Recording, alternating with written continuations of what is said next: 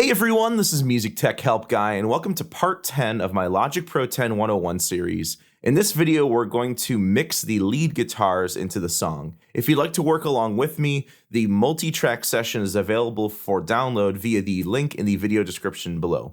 So I added 3 guitar solo tags in the choruses here, here, and here. And I also re-recorded the entire guitar solo since I dropped the key from D minor down to C minor several videos back. So let's give these a listen as is. You'll find that they're pretty thin sounding. They don't really stand out that much against our current rhythm guitars. So here's the first little lead tag.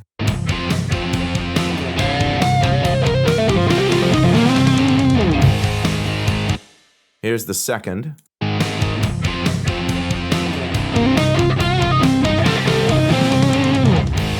And then here's the third.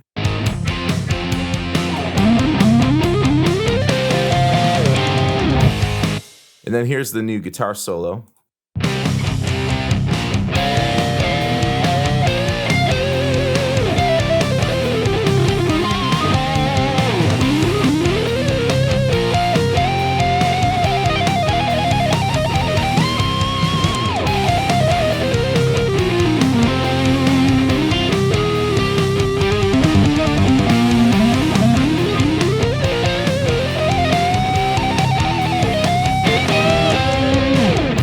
So it's a good solo, just the tone is kind of thin. I mean, it's a thicker tone, but it's kind of muddy sounding. So I've just put the cycle range around the guitar solo just as a reference for now. And what we're gonna do is, we're gonna do what we did in the last videos. We're going to create some different amp tones for these. So I'm gonna reset the channel strip setting on both of the guitar solo and the guitar solo tag tracks. And what we're going to do is borrow the amp setting from the left guitar, the left rhythm guitar. So I'm just going to hold Option on the amp, pull that over to duplicate it. Hold Option on the pedal board, pull that over to duplicate it. And then we'll do the same for the other lead guitar. Let's go through the amp setting here and make sure everything is where I want it. I want a little bit more gain. The bass can come down because I don't want it to be as sort of meaty and thick sounding. A little more mids, a little more treble for some more high-end mid-range presence. Reverb and effects can stay off. Presence can stay where it's at. Master can stay where it's at. I'm going to move the mic position over a little bit, though. Let's try that.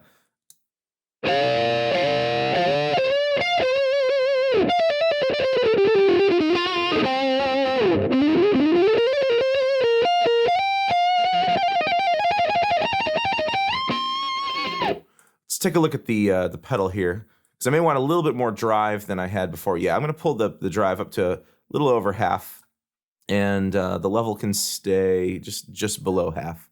So let's see what this sounds like now.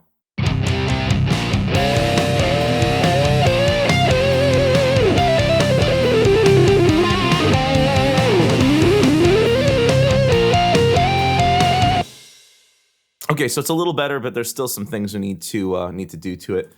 So for now, that'll work. What I'm going to do is just duplicate. I probably should have done this originally. It's just duplicate it over just to the one solo track and then tweak it and then duplicate it over to the solo tags. So like we did before, I'm going to create a summing stack out of the 2 guitar solo tracks. So I'm just going to select both of those, go up to Track, create Track Stack, or you could press Shift-Command-D. All right, so we have our guitar solo summing stack here. Let's add a few effects to the summing stack, just like we did before. So the first thing I'm going to do is create a linear phase EQ, like I've been doing. Same as before, I'm going to high pass it. I'm going to high pass it a little bit higher, though, this time. We don't want all this muddy sub bass down here. And then the only other thing I'm really going to do is create sort of a mid-high presence boost around 2K. And this is just going to help the lead guitars stand out in the mix a bit. And another thing we're going to do, similar to the rhythm guitars to make them stand out a bit, is add that exciter plugin again. So again, this is under Specialized. We choose Exciter. This time I'm going to use Color 1. Let me just hit play and look around, find a spot that sounds good.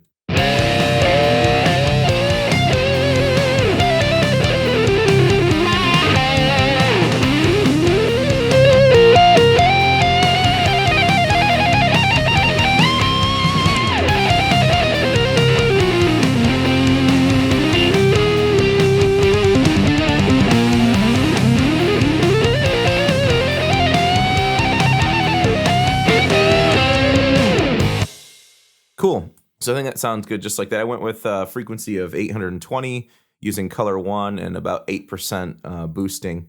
So the next thing we want to do is I actually want to add a wah pedal to our guitars. So the way we can do this, if you go to your pedal board, you can add in one of two wah pedal options. I'm going to use the second one. Now, wah pedal doesn't really do much for you if you can only control it from here and not save those controls. Like if I just hit play and play around with it,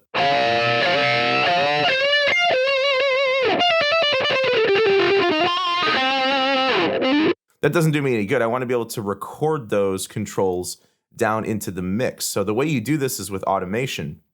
So what you can do is on that track, you hit A on your keyboard and it changes to automation mode. And you can see your automation parameter here, volume.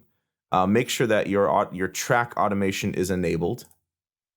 And we're going to change the automation parameter from volume over to pedal board, and then modern wah, that's the pedal we have that we want to control, and then pedal position, that's the position of the wah pedal.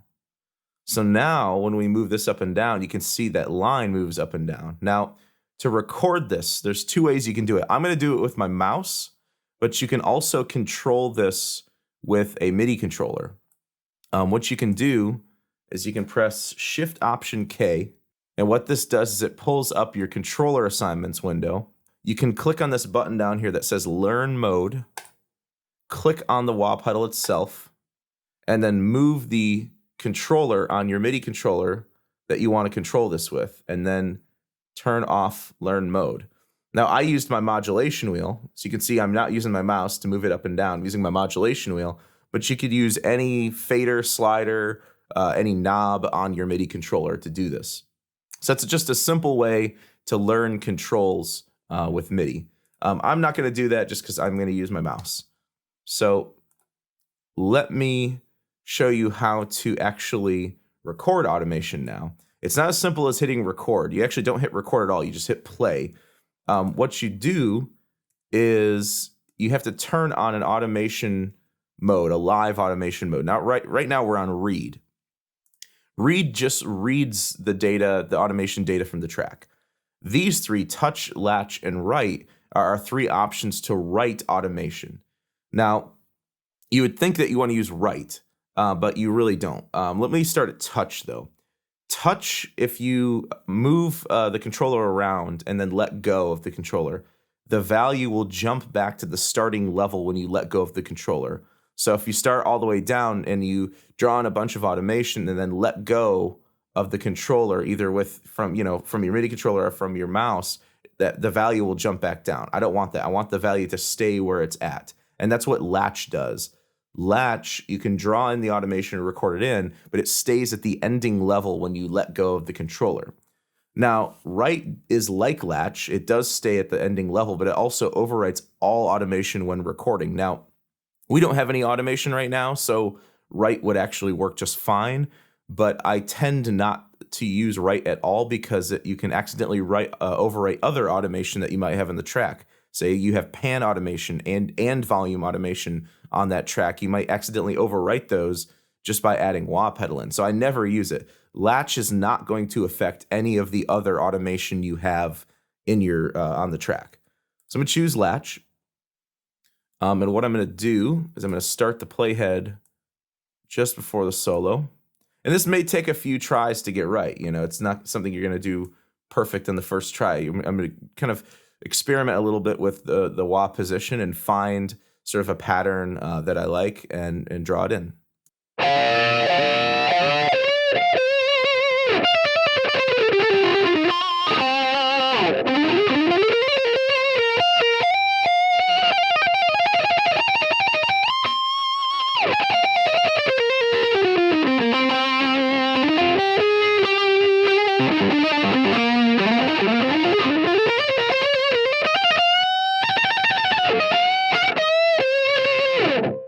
Now, after you're done recording your automation, you're going to change the automation mode from latch back to read. So let's give this a listen now.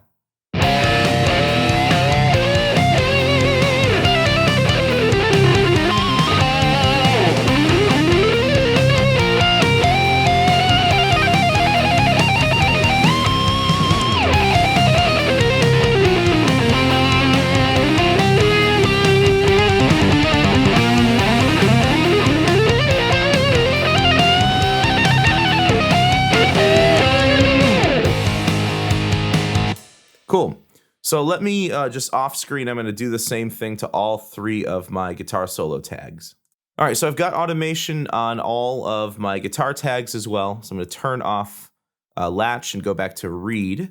I will play through all of those at the end of the video, but there's still a couple more things I want to do with our guitar solo track here, just to, again, give it some more effects and make it stand out in the mix a little bit better. The first thing I'm going to do is I'm going to add 3 different sends to it, kind of similar to what we did in the last video where we used a send to send the signal from the rhythm guitar tracks over to an aux track and add reverb. Well, we're going to add delay. We're going to add a sort of a dimensional enhancer plugin called the spreader. And then we're also going to add reverb as well. So let me create a new send on our guitar solo summing stack here. We're going to use bus 5 for this. Pull it up a bit. Now, one thing to keep in mind is when you create a bus like this and you click on it, the actual bus will show up right next to it in the inspector here, or you can go all the way back to the mixer and you can play with it over here as well. I'm not going to do that. I'm just going to use it right here. It's just for convenience. So I'm going to call this delay, and the effect we're going to add is under delay, stereo delay. Now, the stereo delay is basically 2 delays. It's a left channel delay and a right channel delay, and you can blend the 2 together. So it's actually my favorite delay for guitar and vocals in Logic. There's another one called Delay Designer, but it's almost too complex. It's almost meant more for more creative purposes. So you can also choose a tempo synced value, meaning that it syncs a rhythmic delay rather than just a free delay. Now, on the right channel, I'm okay with using an 8th note, but for the left channel, I don't want to use a quarter note. I want to use something faster. I want to use not a 16th note, but a dotted 16th note. So I don't have everything perfectly pulsing right on the grid. This is going to pulse slightly off, or on one of the upbeats, which I like. So just create some variation. You can also apply a filter to the overall delay signal, which I like to do. I typically don't like my delay to be the exact same frequency as the dry signal, because then you end up with something that sounds like a slap echo. We don't want that. Also, the output mix over here, remember how we talked about in Space Designer how you can control the dry signal versus the wet signal or the reverb signal? Well, that's what this is here. It's the dry signal versus the wet signal. We want to just hear the delay on the delay track, nothing else. So we want to make sure that the output mix on left and right is up to 100%. And lastly, the feedback is the amount of delay we're actually getting. It basically controls how long the delay lasts for. So I'm just going to pull the feedback down a little bit so it's not too much. So let's just solo out the delay track and let's listen to our delay, and then we'll listen to it with the lead guitar.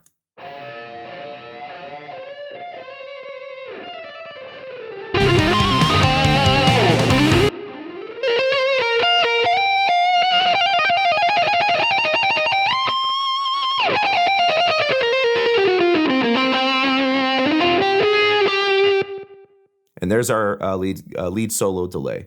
Simple enough. So let's add another bus. Let's use bus 6 this time. We'll pull that up. Again, notice it automatically creates an aux track for us.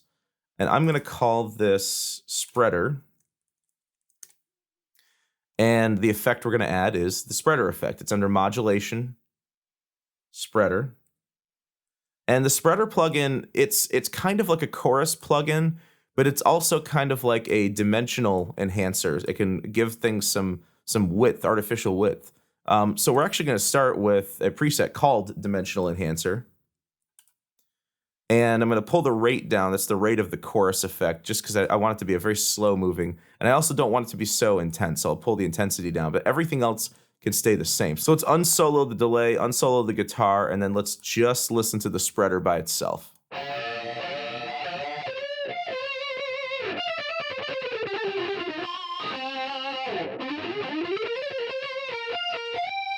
And then with the guitar solo.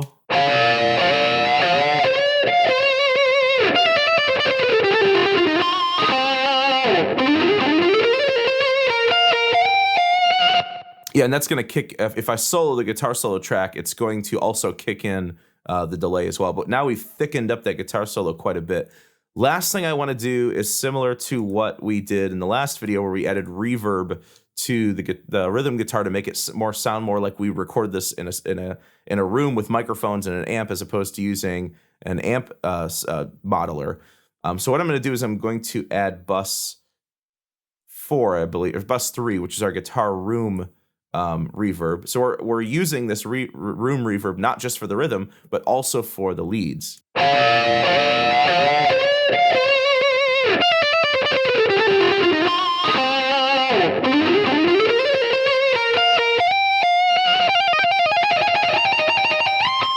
So you can see when I bypassed the buses how just dry and sort of bland and in your face it was, and then you add these buses in, and it just opens up the solo a lot, gives it a wider dimension, and also makes it sound more like we record this in a real studio as opposed to doing it at home with just DI. So, all right, so let's listen to the guitar solo and the tags, and let's sort of blend them in with the mix and see how they sit with the rhythm guitars.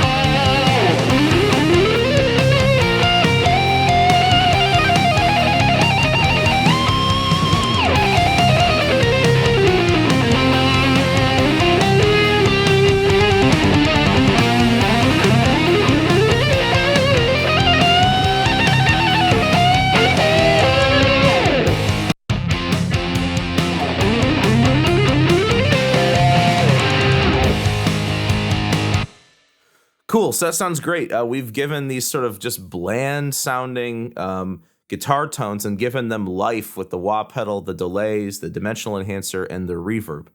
So I hope you guys enjoyed this video. Again, remember, if you'd like to follow along with me, the multi-track session to this is available in the link in the video description below.